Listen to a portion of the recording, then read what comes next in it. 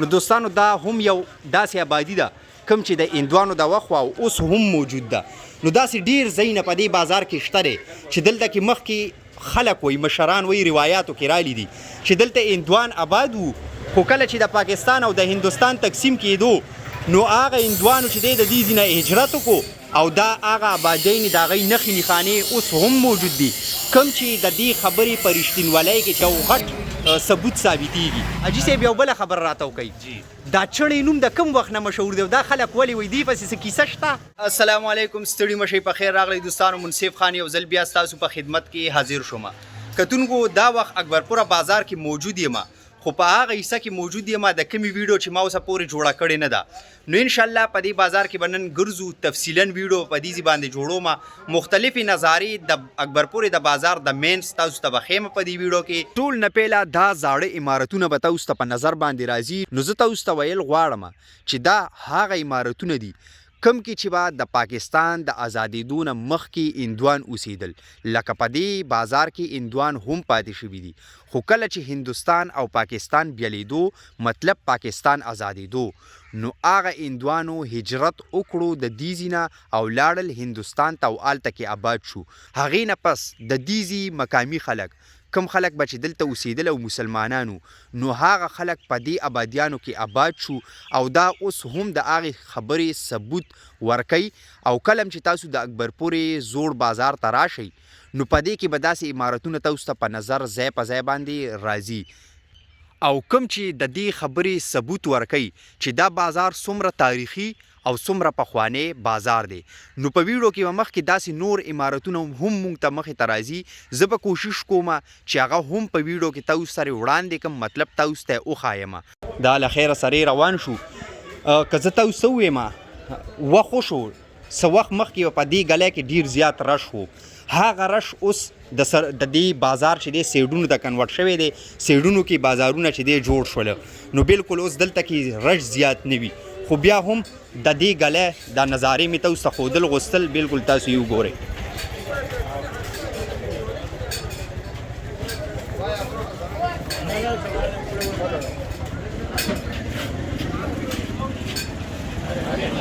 مخامخ آبادي هم تاسو کتی شئ، د هندوانو د وخت آبادي.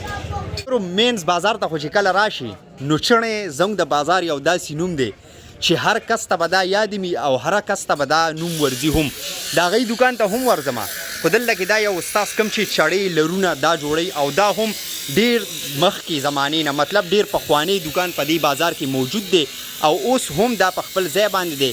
دلته کې غټ اختر کې ډېر رشي، ولې ځکه چې دلته کې چړې تېره کوي، لرونه جوړوي، چاقوان جوړوي. نو دغه شیزونو سره د دې تعلق دی. زمینداران به دلته کې صحیح کوي او بل چې دی د قربانۍ وخت کې ټول خلک مطلب دلته چړې چاقوان راوړي او دا مین د زمیندارانو ځای دی. هغې ریزن هم دا دی چې بیلچی، کودالې، لرونه دا هم دلته کې تېره کېږي. السلام علیکم ماماجي، څنګه یې؟ روژه ښه تېرېږي؟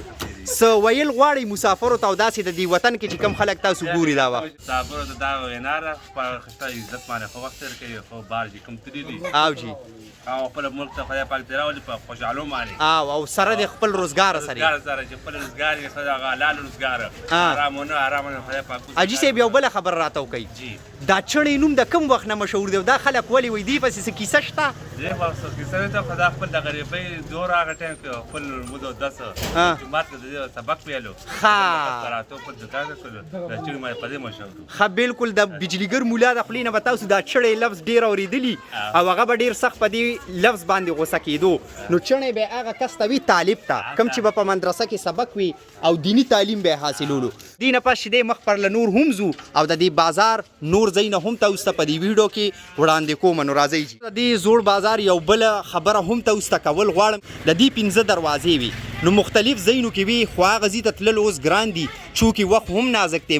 بل دوستانو ما کوشش وکړو چې داسې یو مشر سره ملو شو چې هغې د دې لږ ډېر د تاریخ نه مونږ خبر کړي، خو داسې ما ته څوک ملو نه شو چې مونږ ته مطلب د دې باره کې لږې ډېرې خبرې کړې وي. بس سراسر به تاسو ته دا نظارې وښیم، خو دلته کې یو بله زړه آبادي هم ده چې هغه ته اوس ته ښودل غواړم. دوستانو په دې زوړ بازار کې چې دی دلته کې دا نمبر 2 اسکول دی اوس. خو که زه ته اوس سره دې تاریخ باره کې ووایم، باچا خان په یو وخت کې چې دی اسلامي سکولونو یو تنظیم شروع کړی او دا اسکولونه به هغوی جوړول. نو بالکل دا هغه اسکول و چې اوس ورته نوم چینج شوی دی او دې ته نمبر 2 د اکبرپورې د زوړ بازار سکول په نامه چې دی دا پیژندلی کېږي او دې ته دا نامه اخلي او اوس یې ورته دا نامه ایښې ده. دلته اسکولونه خو ډېر وو خو دې ته بیا مختلف نامې ورکړې وې، 1 2 3 دغسې نامې یې پېښې وې. نمبر 1 اسکول دا دا هم یو تنګه ګلی ده په دیزي کې موجود و. نمبر 2 اسکول هغه و. که په بورډ تاسو وګورئ که نه نو ګورنمنټ پرایمري سکول 1 اکبرپوره نوشهره. السلام علیکم ورحمت الله وبرکاته. شکیل خان زموږ ورور. السلام علیکم لالاجي خیر. لالاجي څنګه یې؟ ویډیوګانې هم کتلي دي لکه چې دوستانو ما ته ډېر داسې مشران کشران خدای دې عزت وکړي مخې ته راشي چې ویډیوګانې زموږ ګوري نو په موږ باندې چې اواز وکړي موږ دپاره همدا د فخر او د خوشحالۍ خبره وي. شکیله څنګه یې؟ ته ښه یې؟ ستا د څه دوکان دی شکیله چې د خلکو ته هم پته ولګي؟ موبایل اکسیسري دوکان دی. دوستانو برپور او خوشه علاقو خلکو ته خو به ډېره ښه پته وي نو په کمنټ کې رامینشن کوي. نور ښه یې شکیله؟ لالاجي ته اوس څه ویل غواړئ؟ بس روزه ده یاره وطن خلیله پکار دی چې موږ ورځ کوي ښه جي مهرباني او بس قرآن تلاوت کوي. جزاک الله. غیبت او میبت نه دي ځان وساتي. بالکل دا ډیره غټه بیماری ده دوستانو. کم از کم د روزه کې لږ پرهیز پکار دی.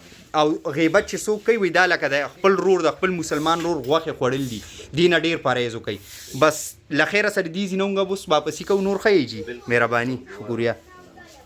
دا شکیل خان و چې تاسو ته مې په ویډیو کې وړاندې کړو. نو بس دا ګلی چې دی په دیزي باندې ختمیږي خو نه مخکې هم تللی ده خو مطلب اګڼه ګوڼه ورش او دوکانونه چې دی هغه په دیزي باندې ختم شي. خیره سره دا زموږ سرفراز لالاجي چې په تیر شوي وخت کې دا یو سټار و. زاړه ګروګان بیا ډېر ښه پېژني. سرفراز استاد اوس هغه دوکان خپل رور ته پرېښی دی. اوس یې دلته کې د کاسمیټک دوکان هم اچولی دی او سرفراز استاد په خپل وخت کې چې دی مشهور ډېر و. د دلته کې دوکان و د کیسټو میسټو نو هغه کار به یې کولو خلکو به ډېر زیات پېژندو. یو څو داسې زاړه دوکانونه هم دي کوم چې موږ ته یاد دي. یو پکې دا دوکان هم دی دا د سبزۍ دوکان وګورئ دا ډېر پخوانی او ډېر زوړ دوکان دی. یو دا وګورئ جعفر استاد چې دی ډېر زیات مشهور دی. السلام علیکم. خو د څه حوالې سره مشهور دی؟ پتنګانو حوالې سره وروره. پتنګانو حوالې سره ډېر مشهور و. ښه صحت یې ښه دی؟ دا وګورئ ماشاءالله ډېر سپیشل ماست او کیرې لګولی دی. خو ښه خبره دا ده چې دې ځینه مونږ خپې وباسو نو الله به امن راشي. بس دا وګورئ دې ځي له خیره سره راورسېدو. نور د خبرو دومره زه ضرورت هم نشته دی. دا لارې کوڅې بس راخلمه چې تاسو ته وښیم. بالکل دا مین اډې طرف ته چې دی مونږ ور روان یو هغه ځای کې چې دی انټر شوم د دې ځای نه چې دی د مین اډې حدود شروع شو.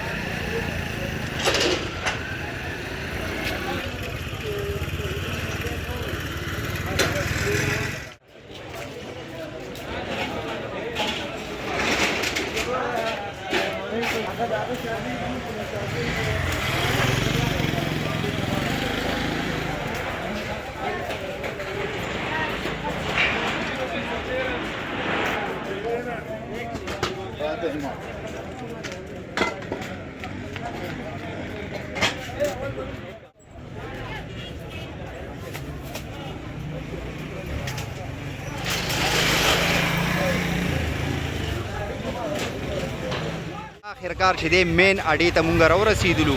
د دې ټول سټریټ ویډیو مې جوړه کړه خبرې مې پکې ونه کړې خو ما یې چې بیا هم تاسو وګورئ. د هغو وروڼو په فرمایش باندې کومو چې ما ته کمنټ یې کړې وې پرسنل کې همداسې په ویډیوګانو باندې کمنټ یې کړې وې چې د دې ځایونو ویډیو منصف به یې ته جوړه کړه او موږ سره یې شیر کړه. نو د هغې مطابق ما ویډیو جوړه کړه. دلته کې زموږ دا یو ورور خواهش لري چې ما پکې هم راوله نو بالکل ما ورته ویل ولې نه دا خو اسانه خبره ده را به دې ولو. السلام علیکم. نوم دې څه دی هلکه؟ شینشاه چې مختلف مسالې دلته کې جوړئ نو که څوک هم بازار ته راځي او مسالې په کار هم نه وي بیا هم راځي یو دنه 100 روپو مساله وړئ یار. بنساري سامانونه بس دې کې هر څه راځي. نور ته زمانه ښه پوهېږئ بالکل که د چا سودا په کاري راځئ دین یې اخلئ انشاءالله ډېره سپیشل مساله به درته هم جوړئ او ستاسو د وړاندې به یې جوړئ.